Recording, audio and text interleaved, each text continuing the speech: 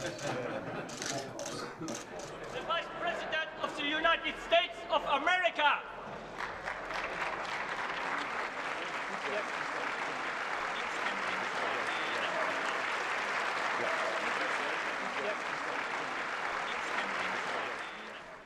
Dear Vice President, Excellencies, dear colleagues, dear friends,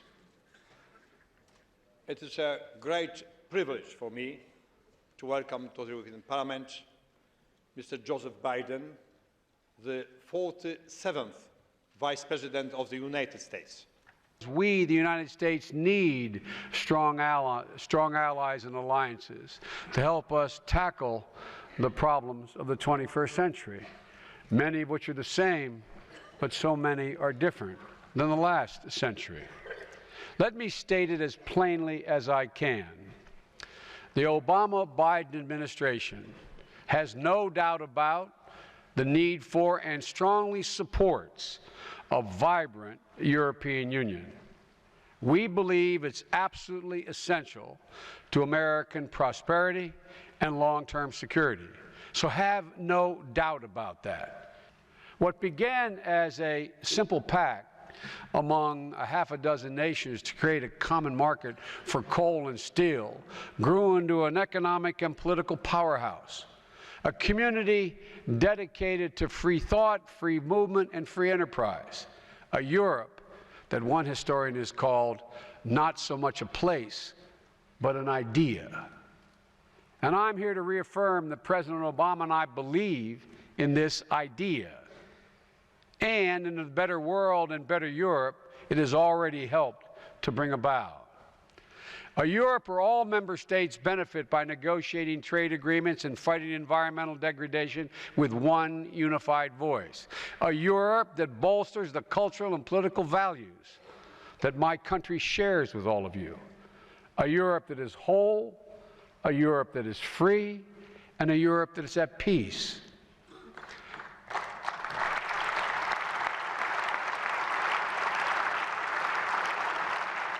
A strong Europe makes a stronger partner for the United States, and we need strong partners. That is why we will do everything we can to support this great endeavor of yours. Because the past 65 years have shown that when Americans and Europeans devote their energies to common purpose, there's almost nothing we are unable to accomplish.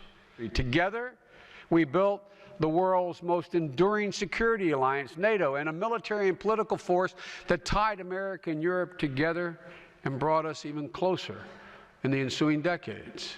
Together, we established the greatest commercial relationship in the world's history, comprising about 40% of global trade and helping usher in an era of unprecedented prosperity and technological innovation. And together, we have provided relief and hope for those suffering humanitarian catastrophes in more places than I can mention. Climate change, one of the greatest threats our planet faces. The United States and Europe are working to ensure that all countries, and especially the major economies, are contributing to a global solution. Perhaps the most complex threat we face today is that posed to our own citizens by non-state actors and violent extremists, particularly if, God forbid, those violent extremists were able to get their hands on any weapons of mass destruction. The scourge has no respect for borders, none. No single nation, no matter how strong or how wealthy, how organized or how capable, can meet this threat alone. It can only be successfully contained if we make common cause. And that's precisely what we must do. And so, folks, even as we gather here today, our enemies are employing every tool they can muster to conduct new and devastating attacks like the ones that struck New York, London, Madrid, and many other places around the globe. To stop them, we must use every legitimate tool available, law enforcement, military intelligence, technology, that's consistent with our principles, our laws, and our values. We've disagreed before. We'll surely disagree again. But I'm equally convinced that the United States and Europe can meet the challenges of the 21st century, as we did in the 20th century, if we talk and listen to one another, if we are honest with one another.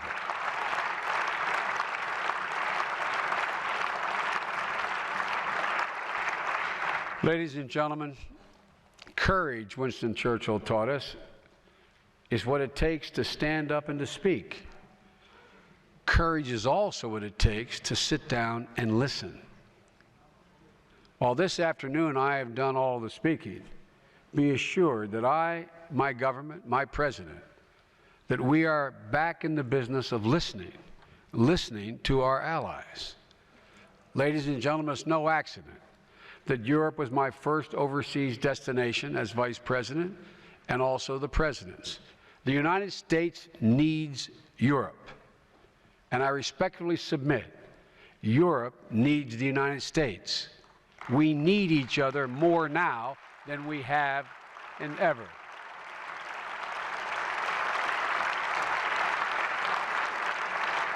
Now, as then, in the pursuit of ideals and in the search of partners, Europeans and Americans look to each other before they look to anyone else.